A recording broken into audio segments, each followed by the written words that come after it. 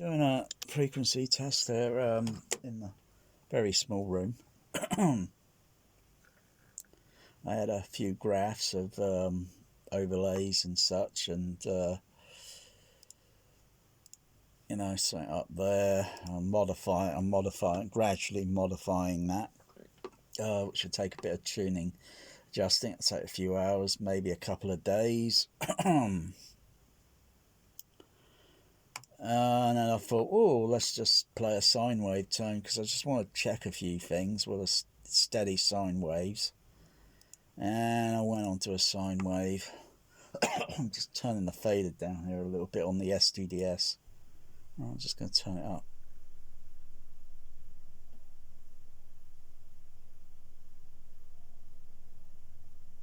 Whoa.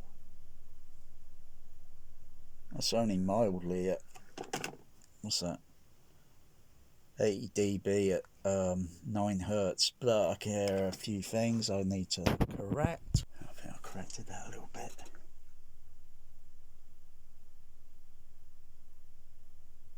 Oh, well, it feels weird. I'm going to open the window. I'll just turn that sine wave off for a second. I'm going to open the window. Just by a little bit.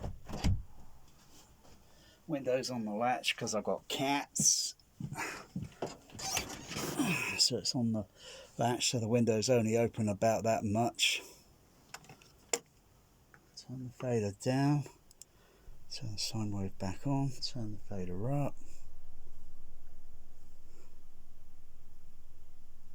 And at that frequency I see just about, at that frequency I see about a ½ dB drop off. At that frequency, 9 Hertz. Whew, boy. Let's try around 16 Hertz.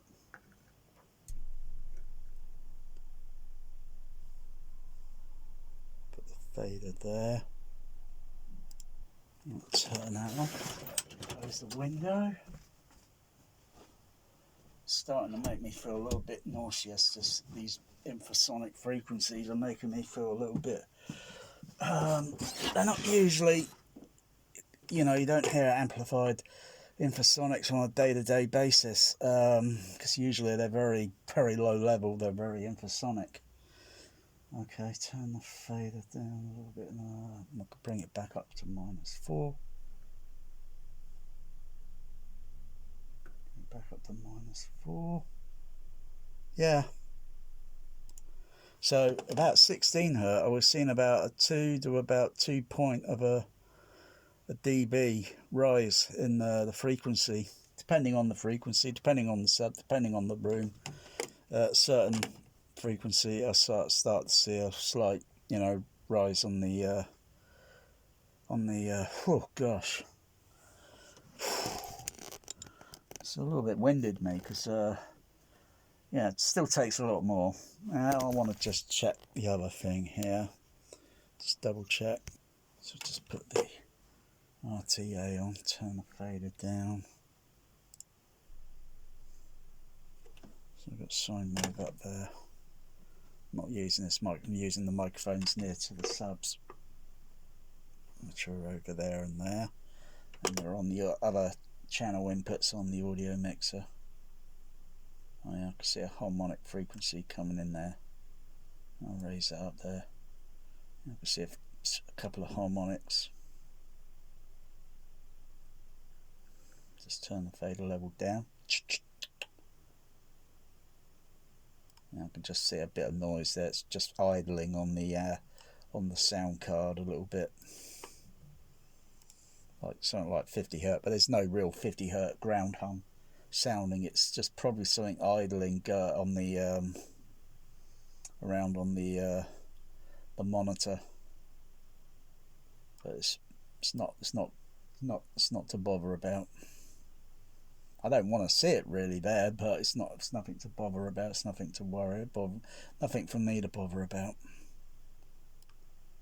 But that level there on that sine wave there, oh gosh, I have to say it makes me feel a little bit nauseous. That does. Oh gosh. It's a little bit different with the bass shaker because you get a different sensation feel. You get a different sensation on what's it? Let's see, where the heck is it? I'm trying to remember where things are on there. Turn my gain level down on the what's it so it doesn't overload on the computer sound card. Gosh. Yeah, the sound generator, that's it. Let's go up to 20 hertz. Yeah, I can hear that tone. Yeah, I can hear 25, like 31 point third octave frequencies that are going on.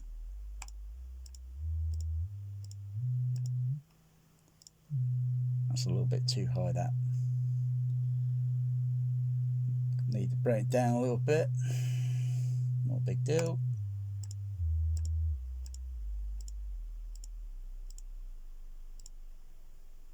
Ooh.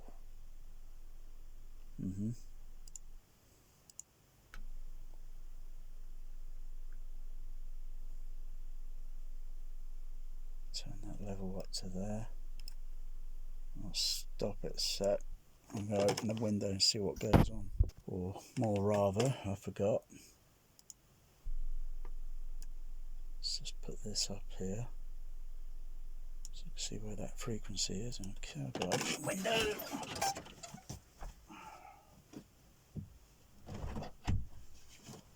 See what that looks like.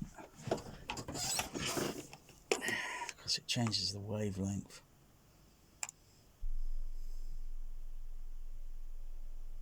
That's still maintaining the same. Hit certain frequencies and I see a certain rise in the level, where other frequencies are going more lower down, probably because of the physicalities of amp, crossover, slope, blah blah blah, the speaker, blah blah blah, the room, blah blah blah. Oh boy, I do feel a little bit windy because it's like I say, wow. But you know, as it caused me to caused me to start running to the toilet? Not yet. Not yet. Probably takes a certain amount of that signal and maybe a certain amount of actual mechanical infersonic, so you feel a lot of mechanical of it, the mechanical vibration of it, because you think of a sub driver, and when I put my hand on it, it's kind of pushing my hand away, and it's doing that. And if you could sit on them without breaking them, the rhythmic of the frequency, I think after so many minutes of it, because it's something you don't usually feel, say, the same thing if you're traveling around on coaches, buses, cars. All the frequencies are all random. There's a lot of bass, there's a lot of infersonic, acoustical, as well as mechanical vibrations. So if I wanted to, say, put the bass shaker on and switch the bass shaker on with a proportion of vibration that I can feel, because even though some of it I can feel in the room, because it's exciting certain parts of areas of the room and causing it to probably shimmer a little bit. If it were a wooden floor, it'd probably get a lot of vibrations and such and buzzing noises. But it's a concrete floor, so that is, it's concrete, but with metal poles going under it, so with a concrete on top. But it still can shimmer with any sort of mechanical outside vibration, particularly up the road. The road slopes down and then levels out. There's a storm drain up at the end of the road, hole where you go under the ground. It's only 15 feet under the ground. When the bus's wheels, or any heavy lorry for that matter, if it were to pass over the drain lid with the first wheel, second wheel, a kind of boom, boom, boom, boom, boom, boom. And it's about, the way I think is the sound wave is, boom, it's hitting, creating a sonic sound wave that's traveling through down through the drain, the drainage piping, and it's coming down, and then it splits off, and then it passes underneath this building. I can feel like about 1.5 of a second or so, kind of like a mini earthquake, because I could feel whoa, blimey. And this is a heavy building, and so, think about it, and it's like a mini earthquake. But I've got things on the smartphone where I can, it's like a seismograph for seismology, because I'm kind of fascinated by earthquakes, but don't really wish earthquakes. But when they happen, I want to see if it's anything like that movie Earthquake, because I just think a lot of what I hear in that movie is a lot of nonsense, because earthquakes, or I don't think sound waves in earthquakes are going to come up and hit you in the chest and do this against your chest, because they're happening underground. And if you were on the ground and suspended from the ground, you shouldn't feel anything, because you're suspended. You're not coupled with the ground. When you're coupled, you feel something. When you're decoupled, you don't feel it. You may hear it acoustically, but you wouldn't feel it. Unless it's probably a volcano erupting, where it wouldn't make much difference if you're suspended, because you'd feel it in the air, because it is such a huge sound wave. Just like the, I think it was a meteor or an asteroid or something that came, a small proportion size, that went over a country several years ago. I'm not sure if it was Russia. And it caused a lot of sonic booms, multitudes of sonic booms, I think. And it blew windows inward. It just literally, the windows just pushed in totally, because of the huge magnitude of the sonic wave, which is probably a lot larger than, say, the average supersonic aircraft that can do those sort of things. Probably not even a space shuttle would be equivalent, because the space shuttle was a certain size, and this thing was a certain size, thus also travelling down at a very fast speed. Not sure where it ended up at. I'd have to Google that. Probably ended up somewhere, and luckily in some field where there was no population around. Might have done a bit of minor damage because of the size and the speed and the impact. But yeah, that's those things I look for, and I know what's real and what is hokey. I wouldn't mind much of it acoustically, but at a level where it's not going to be, say, like hazardous for your health.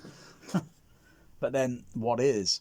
I can still hear high frequencies. I just get tinnitus in my ears occasionally, a hissing sound present at the present moment. It comes and goes. It goes at different levels most days. Most days it's quiet, literally, I don't notice it. And then other days it's mild, and other days it's a little bit, but I never noticed it ever being as very, where I can't hear any audible sound around me. But it just gets in the way of a certain frequency, range, and it just causes audio masking, that's all. But I haven't got hearing loss at that frequency range. I just get tinnitus at that certain range. Is probably between 6 and 8 kilohertz. But I can still hear 10,000. I can still hear 16,000 kilohertz, and that's pushing it. But then you push to hear that on headphones, and levels up at 0 dB. I'm not sure what that would be like if I was testing that, if I was 15 years old. 15 years, yeah, 15. It would probably be, the fader level probably would be a lot less than 0. It would probably be minus 10 or minus 12. And I can hear that tone, that fundamental frequency. But I can hear the pressure, and it makes me go like that, because of the sensitive of the pressure pressing on the ear membrane. And you got little things there, bones, like they're attached here like that, and they kind of respond and move, and I feel this pressure pinching, like doing that and pinching your face. You feel a pinching effect. Go down in the frequency range, go down from 16, then 14, 13, 12. Then those tones are getting a little bit more audible, and they turn the fader level down or readjust the frequency. But doing that through speakers and such puts a lot of amplifier strain, because the amplifier's demanding quite a bit. The compression driver, HF horns or a tweeter, will be demanding. It's getting too much, getting too far too much, where eventually tolerances of the technical tolerances there will exceed. The voice coil will probably burn out. But as long as I've got an SBL meter and I can see the level, and I think, yeah, that's within the safe margin. It ain't going to do any damage to the drivers or the amplifier. But when you see the levels on an amplifier getting near to 0 dB, now this something needs to be readjusted with maybe the speaker drivers, because of they also have a frequency roll off sometimes. Some have an elevated frequency, some are flat. They're all like this, and you got to kind of engineer it until you've got like, say, I could just barely hear that, and it's like, oh wow, otherwise on a day-to-day basis we averagely only hear probably up to about 8,000 kilohertz on an average daily basis. Any other sounds around, you can't brag and say, oh yeah, I can hear that. Well, then prove it. Have you got test equipment? An SBL meter won't really prove much, because that only shows you an overall what the frequency range is, unless it's playing a fundamental frequency. And yeah, you saw that and heard it, and it was like 120 dB, and I think I got a ringing sound in my ear, because that level, and also may cause hearing frequency loss. Thus, high frequencies played at very high sound pressure levels will cause hearing loss, or called high frequency hearing loss. But I don't play them. 85 dBA peak level on high frequencies is the most I will allow. DBC range at bass and mid range, I can allow that to go a little bit more up, because the ear will be okay with that within 100 DBC range. I don't even go up to 150 or 120 dB on sub bass anymore. I've felt enough of that with Sensor Round and THX at the Empire Leicester Square. Less is more sometimes, because realistically, daily basis, you don't feel sound pressing against your body. It doesn't happen. It only happens on certain things. Mechanical vibrations in a car, you feel, but you don't think about it. Very certain few things. A roller coaster ride, and you feel this constant sort of frequency, and then it starts going along, and then it takes a banking turn, and then comes round, or it's pitching down, and you get oh, or you're coming up to a loop, and then it's going round one loop, and then a few seconds later through the second loop, and you feel this weight of pressure going against your body, because it's simple just to do a headstand, and you feel pressure and everything.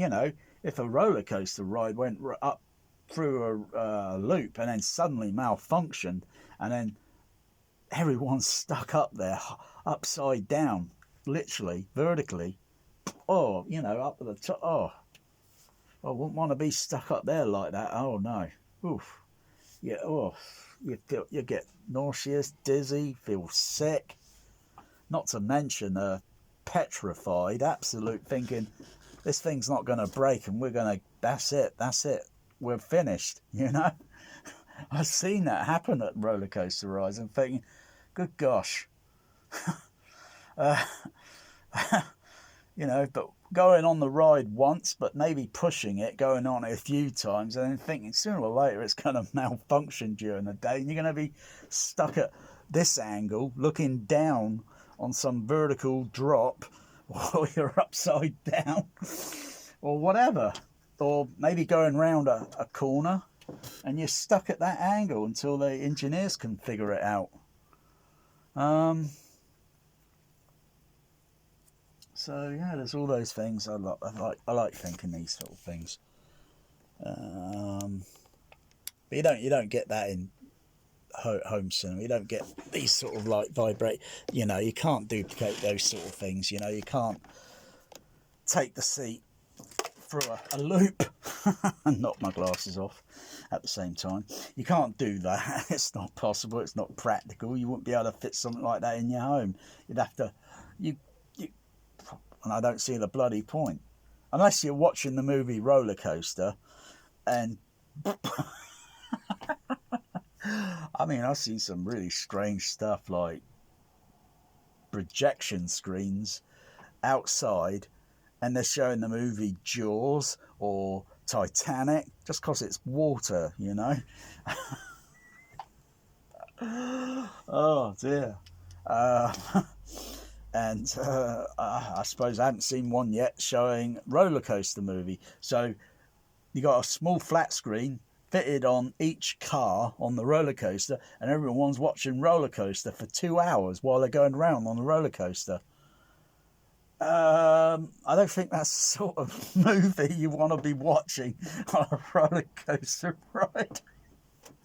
No, you'd have nightmares, because it's not the sort of film you would no.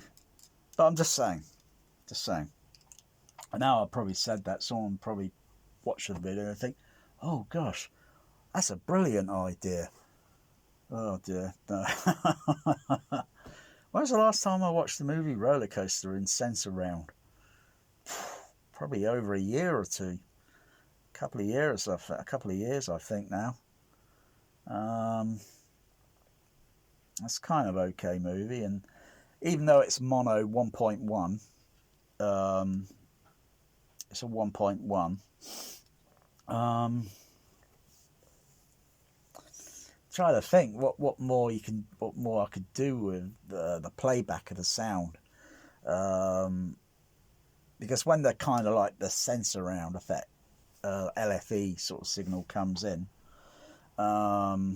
which is pretty effective when it's edited to the film, even though some of it's a little bit exaggerated, because you just wouldn't feel all that bass boom boom boom boom when someone's when a roller coaster ride is back here and you've got a character standing down here and you've got this roaring low end coming up. You just wouldn't feel it in real life. It's impossible. Like I say again, the only way you could, That's if you go up near to it and put your hands against the metal structure, and you'll be able to feel mechanical sort of vibrations traveling through it. That's the only other way. Or you put your ear to it, you know, and your hair. You put your hands and ear to it, and you'd hear it and feel it. Yeah, that's that. Anyway, I'm going to do some more of this testing here. Let's see, but I have to say, playing that 8 hertz. Oh, was it 9 hertz? 9 hertz. Oh, that really made me feel nauseous, because I could feel the pressure on my ears, kind of. Oh yeah.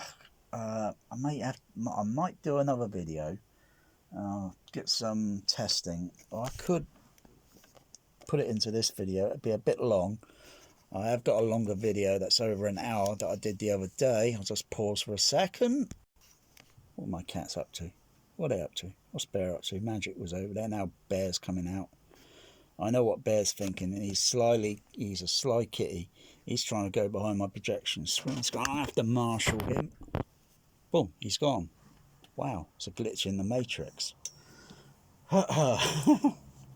So what can I do with the microphone?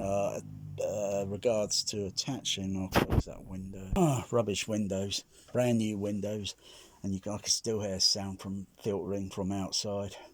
But you know, those sounds are like constant.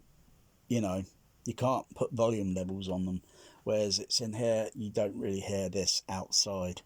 That's usually, you know, because of this reflectivities outside and so forth. The outside's very loud because there's a lot of reflection around. If I were to go put carpet all over most buildings and such, and then go out there at night time with all the carpet applied, and then start clapping my hand, I would start hearing less echo reflections.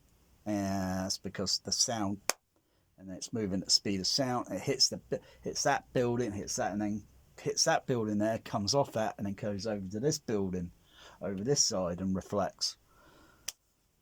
And all you do is put some carpet on one part, and then do that. It'll hit that. It won't reflect on the bare bricks and such. It wouldn't reflect over that way. The clap may find its way round something else. Could be on a fence, could be on vehicle, cars, anything that's untreated, anything that's kind of smooth and reflective. If it's got anything like carpet or absorbent all over it, even if it had grass, grass, but who's going to scoop up a load of grass and then stick it on blooming houses? Because that will kind of absorb. Anyway, how am I going to place this microphone, because it's very awkward. I'll just do some trial and error, something I haven't done before. I'm just going to hold it in my hand and just do that. I'll just see what I can see on the RTA. Let's turn the fader levels up. Just do a check on it. Just get that out of the way. Ooh. Yeah, okay, that's working. I'll just shake my hand. Do that again. Oh, that's interesting. So, I was just holding it like so. I'm just going to hold it like that and just wave it around. I can't be tell if I'll just wiggle this air at the end. No, I haven't got any loose wiring, because that's one thing I would check. See if I've got a loose wire, because if I had a loose wire, it'd be making a rustling sort of thing. But no, that's sound. But just holding the mic and I'll just try and do it again. I'll show what it shows on the RTA. Let's move this over. It's interesting. I don't think anyone else has bothered doing this. It's the pure pseudo science.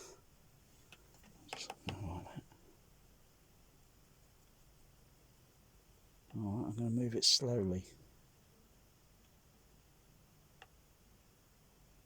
Interesting. I'll go a little bit faster. Interesting. I'm seeing something around about 10 hertz, 9 hertz. Go a little bit faster.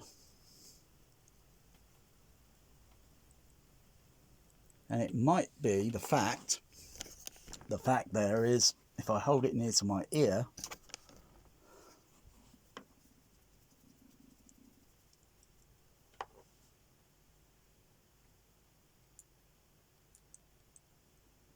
don't really notice it, but I was thinking it would be like, yeah, if I hold the remote and do that, it's like a fan. I feel wind. It's pushing down, and it's goes like that, and fucking hell.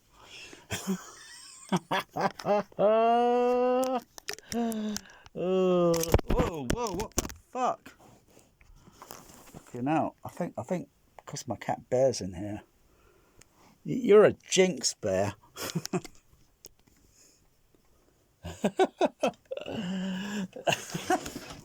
You're a jinx. I think it's because my fingers are a little bit slippy. It went flying out my hand. But I was just, you know, maybe if I get a grip it rather than holding it. Yeah, I hear flapping. I'll do that with my hand.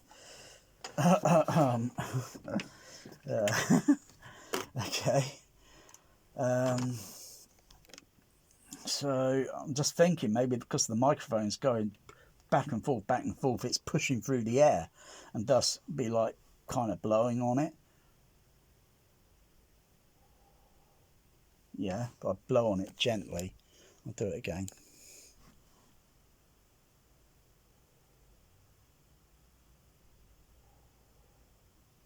I'm only blowing very, very, very gently on it, and it's giving that frequency because if I were to put my hand there and the other hand near my ear there and go,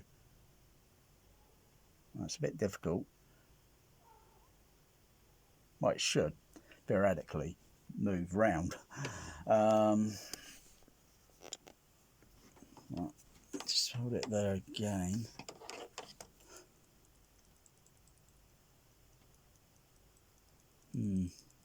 Interesting. Maybe if I hold it in my hand like so, and just shake it, shake my fist or arm.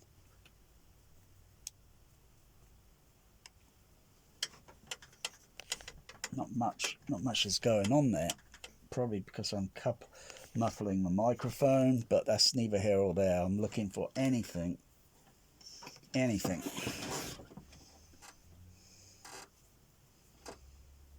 Just get a little bit of slack there on it's a little bit difficult. Go a bit faster. Yeah. Now I see something's going on. Got to be careful with these microphones, these Behringers, because they're made of a kind of a die cast of such, and this bit here around here, all you have to do is get your hand like that, you can snap it off. So you've got to be pretty careful. These microphones are not very robustly made, so you've just got to be pretty careful with them. Otherwise, get the microphone capsule off. I got some microphone capsules, the Panasonics. I could make something there. Uh-oh, gonna have a glitch in the matrix. Oh, there's a glitch in the matrix. Bear's disappeared. He looks for attention because he's trying to distract me from, you know. So he's the perfect weapon. I'll just put him somewhere, and if anyone talking, things are gonna go wrong, you know. My cat Bear's got this thing for going behind the projection screen and next thing he'll be chewing on wires, and then things don't work. Yeah, not much of a good test with that.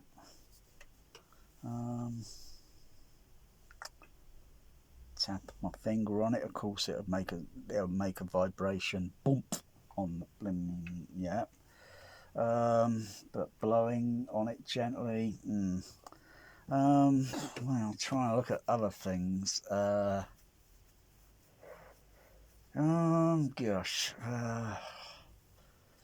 just wow, what I can.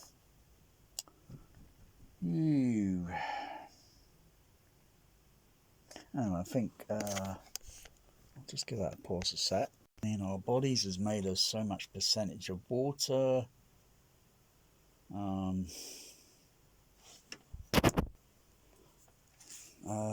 Candles. I put these in front of sub-bass speakers before. I can't really do them. I can't do it with my subs at the present moment. I've already tested it on the subs. So if I want to do more testing, that is meaning a little bit more scientific rather than just having the candle blow out, so to speak, just watch the fluctuation in the flame, because the flame would have a certain weight with the air and the flame, and it has a certain weight. It's a bit difficult, it's very difficult to do, sort of thing. The JBLs I got would only do so much. I don't want to break them due to being careless. Otherwise, just with the ports open, because they're sealed over here. They're sealed. If the air turbulence is blowing out from the port, yes, it would do that at certain frequencies, and you'd see the flame. So it's going steady. You put a sine wave tone like 20 hertz, and it would kind of make a wobble effect. That's all it is. Does it prove anything? I don't know, other than you can make a flame move with a speaker,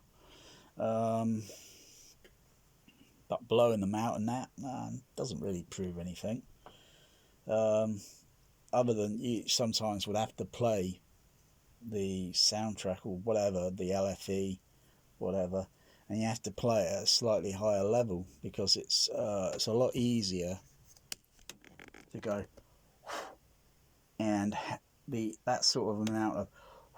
And what frequency is that? So let me have a look at that. So if I just get the microphone, put it in front of me and blow against the microphone,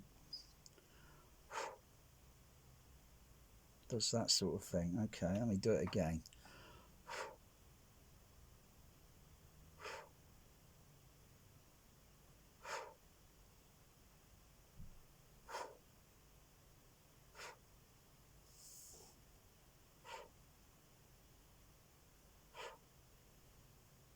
It's always random. Interesting.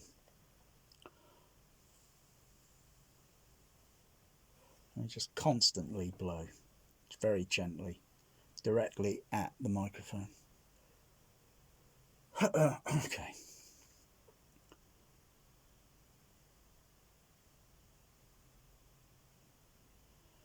And that's fluctuating. It's not very kind of scientific sort of thing, because it's randomly moving around. If it was a steady signal, so to speak, because I'm gradually changing breath and output of breath as such.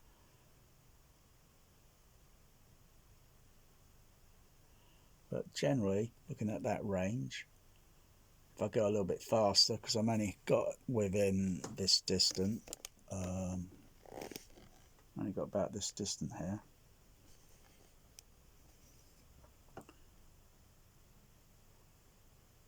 I'll go a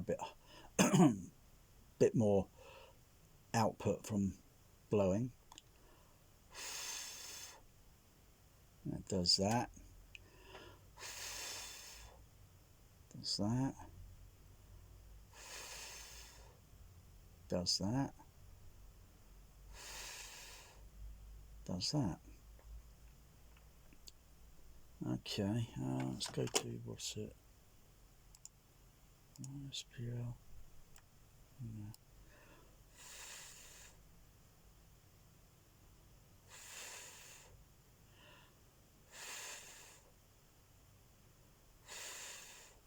Okay, I'll get my SBL meter just to double check. Okay, ready?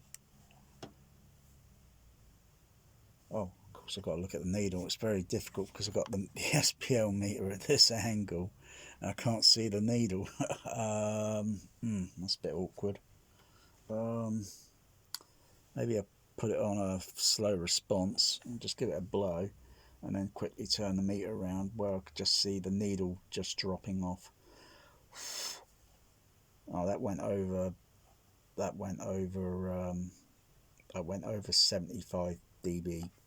That went over 75, so I think the level I got there set on the mixer level or such maybe needs to be adjusted. I'll go a little bit harder.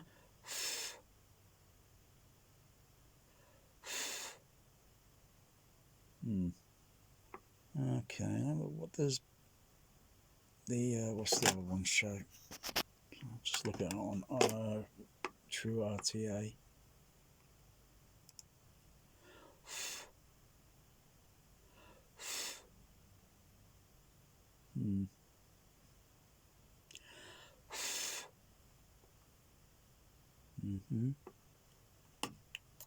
Okay.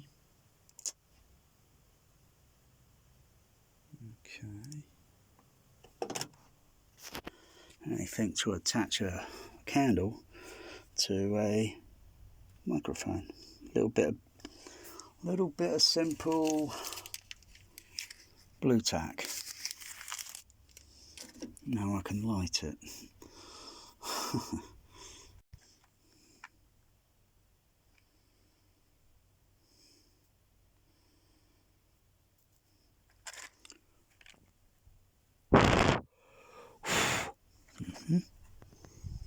I can't go too near to the screen, so I'm a few inches away from the screen, so I'm in front of the sub slightly, so I can't put it underneath because heat will rise.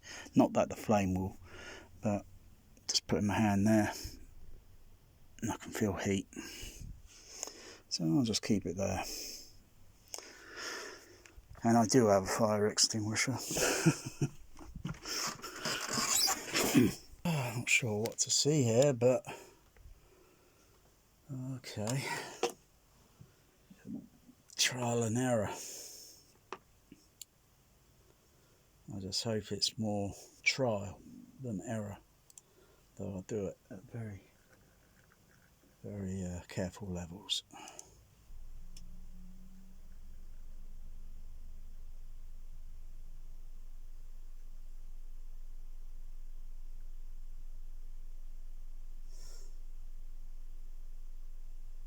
It's difficult that.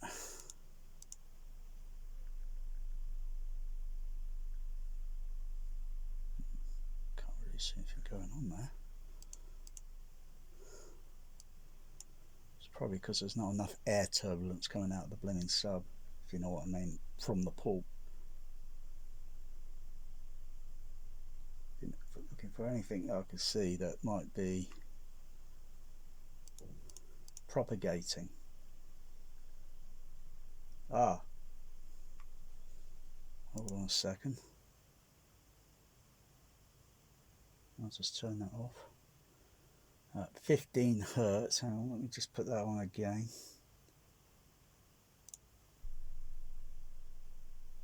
Yes, I can see some very faint fluctuation in the flame.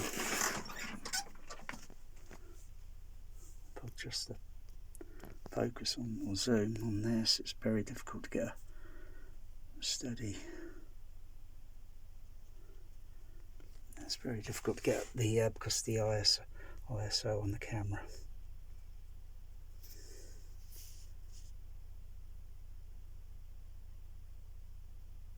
holding it as steady as I can.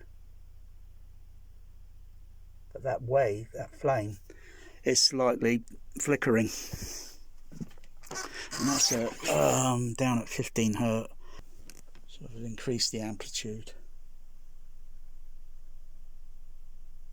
Yeah, I see it flickering a little bit more there. But it's not enough there to blow it out, so to speak. I'll just do damage to this. I'll just do damage to the sub bass speakers, because if it were more like that, yeah, and it's just the same as like when you got a microphone, you do voiceover music, ADR. You got microphone, and you got something else here in front of it. It's called a popper stopper. It's essentially just anything that you can get, anything that's round or square, doesn't matter what, and then just get a fabric like a stocking, and then just stretch it over, and then blow on it, and then you don't notice it hitting the microphone. Some microphones have a bit of foam that go over the microphone, so it's just I'm just thinking like there's only so much energy or what coming out from the that I can see. But yeah, surprised I didn't see it at 20 hertz. Do it again. I can feel the room vibrating.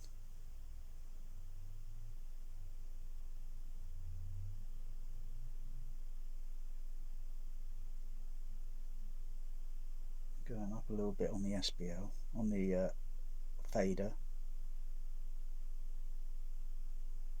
Yeah, I can just now see a kind of flicker, but it's a different nodule level.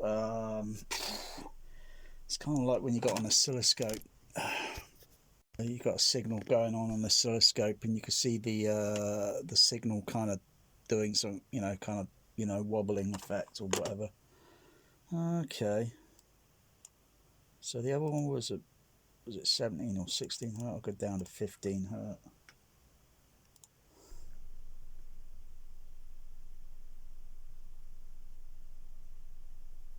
Yeah, I can see the flame kind of shimmering or flickering or such. Go down a little bit lower. 10 hertz, 11 hertz. I can see it shaking. I can see the flame shaking. It's kind of going down and sideways sort of thing. So I'll go a little bit closer down. I'll just do this for a short while. Just focus on the camera. It's kind of flickering.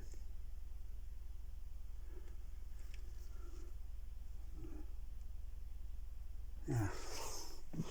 Right. Easy. Back it off.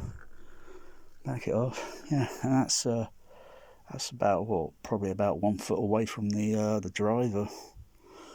That's not bad. Yeah, I could work out things like that anyway. Yeah, that's an interesting test.